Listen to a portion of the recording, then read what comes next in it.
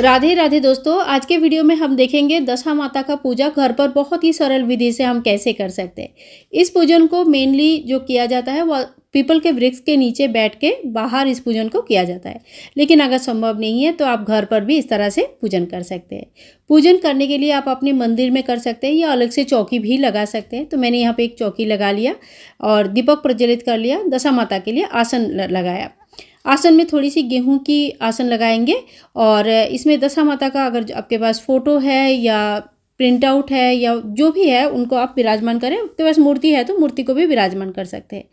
लेकिन अगर आपके पास कुछ भी नहीं है तो आप इस तरह का एक पीपल का पत्ते ले लीजिए और जो हल्दी हमने घोल के रखा है उसी हल्दी से दशा माता को कल्पना करते हुए, मतलब उनको स्मरण करते हुए आप दशा माता का एक आकृति बना लीजिएगा। अब ये आकृति एकदम परफेक्ट नहीं होगा तो कोई दिक्कत नहीं है, बस एक देवी की मूर्ति जिस तरह से आकृति बनाया जाता है उस तरह से हमें आकृति बनाना है और इन्हीं को हम दशा माता का स्वरूप मानकर पूजा करते हैं। तो देखिए फ़ोटो होगी तो बहुत अच्छी है, नहीं होगी तो आप इस तरह से कर सकते हैं। अब हम आगे बढ़ते हैं और इसके बाद जो ना हम स्थापना करेंगे गणेश जी की। तो गणेश जी के लिए हम आसन लगाएंगे। आप चाहे तो फूलों की आसन लगा सकते हैं, आप चाहे तो चावल का बिना टूटा हुआ अक्षत का आसन लगा सकते हैं और फिर गणेश जी को विराजमान कीजिए। अगर गणेश जी की मूर्ति नहीं है तो एक सुपारी लीजिए, उसके ऊपर कलावा लपेट के गणेश जी को स्वरूप मानकर पूजा कर सकते हैं। इसके बाद देखिए ये जो डोरा हमने बनाया दशा माता का, ये डोरा कैसे बनता है इसका वीडियो ऑलरेडी अपलोडेड है, प्लीज़ चेक कर लीजिएगा उस वीडियो को। और 10 तार का 10 गांठों वाले इस डोरा को बनाया जाता है। इसको भी हम पत्ते के ऊपर रख देंगे। अब हम 1 लोटा जल लेंगे और थोड़ा सा फूल इसमें डुबो के फूलों में जल का छींटा देते हुए भगवान को स्नान कराएंगे। तो सबसे पहले ओम गां गणेशाय नमः, ओम गां गणेशाय नमः, ओम गां गणेशाय नमः, इस तरह से गणेश जी की स्नान कराए। फिर हम डोरा का स्नान कराएंगे, फिर हम दशा माता का स्नान कराएंगे। तो इसी तरह से सभी का स्नान का भाव करेंगे। स्नान होने के बाद हम सभी भगवान को वस्त्र चढ़ाते हैं। तो आपके पास जो कलावा है वो छोटे छोटे करके काट लीजिएगा। फिर बस ओम वस्त्रम समर्पयामि इस तरह का मंत्र बोलते हुए सभी देवी देवताओं को, जैसे गणेश जी है और जो आपने बनाया है पत्ते के ऊपर माता का स्वरूप बनाया उनको और माँ को, सभी को हम वस्त्र चढ़ाएंगे। वस्त्र चढ़ाने के बाद हम टीका करेंगे। तो रोली का टीका करेंगे और सबसे पहले ना जो हमें टीका करनी है वो गणेश जी को टीका करनी है और उसके बाद आप डोरा को टीका कर लीजिए, माता को टीका कर लीजिए और माँ का वाहन जो ऊँट होती है उनको भी आप जरूर टीका कर लीजिएगा।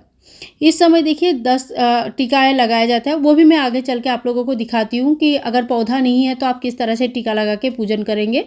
तो सभी देवी देवताओं को अभी जो भी आपने बैठाया है उनको हल्दी से टीका कर लेंगे। अब इसी तरह से हम दशा माता को मेहंदी की भी टीका लगाएंगे, ठीक है। तो ये जो टीका लगती है ये जो पीपल के वृक्ष है उनके ऊपर ये टीकाएँ लगाया जाता है। लेकिन अगर हमारे पास ऐसा कुछ सुविधा नहीं है तो यहाँ मैंने एक पेपर ले लिया है, प्लेन पेपर आप ले लीजिए और इसमें 10-10 टीका लगाया जाता है। जो दशा माता का व्रत होता है ये 10वें के दिन होती है। दशा माता नाम है और 10 अंकों का बहुत ज़्यादा महत्व है। तो हम टीका भी 10 लगाएंगे, जो हम भोग चढ़ाएंगे वो भी 10 की संख्या में चढ़ाएंगे, जो हम दान सामग्री निकालेंगे वो भी 10 की संख्या में निकालना चाहिए और 10 की संख्या में निकाला जाता है। तो सबसे पहले देखिए कुमकुम का 10 टिक्की लगा देंगे और उसके बाद हल्दी का 10 टिक्की लगा देंगे, फिर मेहंदी का 10 टिक्की लगा देंगे और कहीं कहीं पे काजल का भी 10 टिक्कियाँ लगाया जाता है। अगर आपके यहाँ पे ऐसे प्रचलन है तो आप इसके बाद काजल का भी 10 टिक्की लगा दीजिए। और देखिए एक बात ध्यान रखें, पूजा करते टाइम पे ज़्यादा बातचीत नहीं करनी चाहिए। फिर आपका ये गिनती में अगर गड़बड़ होता है तो अच्छा नहीं माना जाता है, क्योंकि आपको ये पूजा में ना गिनती की बहुत महत्व है, 10 संख्या का बहुत महत्व है। तो आपको हर चीज़ बड़ी ही सावधानी से ध्यान से करना चाहिए। इसके बाद हम सभी भगवान को फूल चढ़ा देंगे। फूल देखो कोई भी पूजा में फूल होता है तो अच्छे से पूजन हो जाते हैं और अगर फूल नहीं मिल पाती है तो कोई बात नहीं, बिना फूल का भी आप इस पूजन को कर सकते हैं। इसके बाद दशा माता की पूजा में गेहूं का विशेष महत्व है। तो गेहूं हमें लेनी है, थोड़ी ज़्यादा मात्रा में ही लेना है। गेहूं का दान भी किया जाता है और गेहूं का 10 ढेरिया इस तरह से लगाया जाता है। अगर आपके पास 10 पीपल के पत्ते हैं तो आप एक गेहूं का ढेरिया पीपल के पत्ते के ऊपर लगा सकते हैं और अगर नहीं है तो आप पाटा में डायरेक्टली भी इस तरह से 10 ढेरिया लगा सकते हैं। तो दशा माता के लिए 10 गेहूं की ढेरिया इस तरह से लगाया जाता है। और इसके बाद जो है ना, जो दान दक्षिणा के लिए पैसे आप निकालेंगे तो 1-1 रुपया का 10 रुपया निकाल सकते हैं, 10-10 रुपया का भी कॉइन या नोट निकाल सकते हैं, या जो भी जितनी भी दक्षिणा निकालेंगे वो 10 के संख्या में होना चाहिए। जैसे अगर आप 100 रुपया का भी दान करना चाहते हैं तो 10-10 का 10 नोट ले लीजिएगा, ठीक है, इस तरह से। तो यहाँ पे कॉइन मैंने ले लिया। अब जो है ना मीठा पुए बनाया जाता है, या मीठा पूरी या मीठा रोटी बनाया जाता है, या आटे का हलवा बनाया जाता है। तो आटे का हलवा बनाएंगे तो 10 चम्मच हलवा ले लीजिए, और नहीं तो 10 पूरियाँ ले लीजिए, नहीं तो 10 पुए ले लीजिए।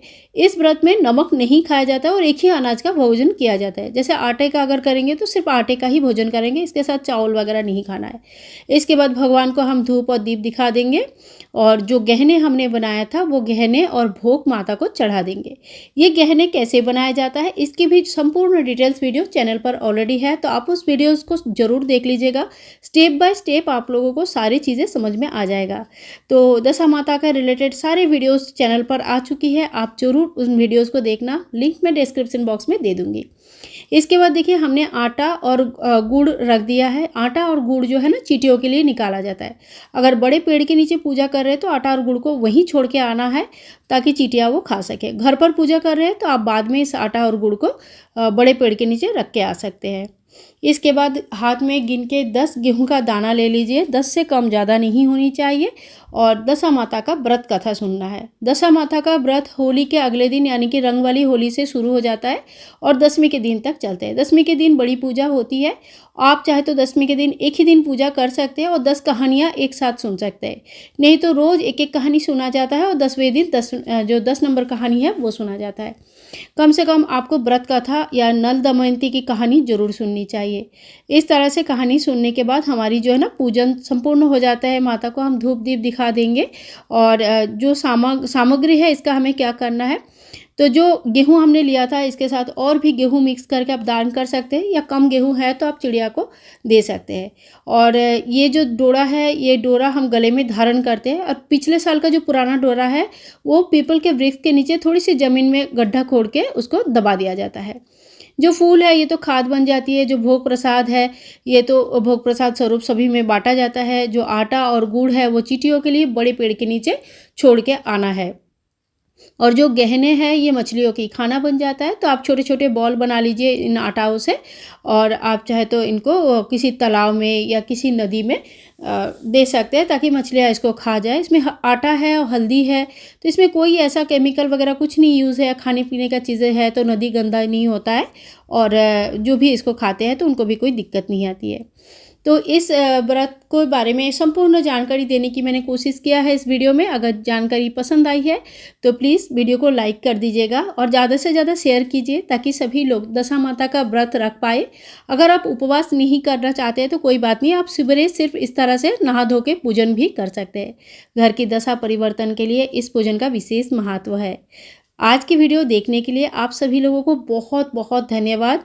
मिलती हूँ नेक्स्ट वीडियो में, तब तक के लिए सभी लोगों को राधे राधे। दशा माता का कृपा आप सभी के ऊपर हमेशा ही रहे।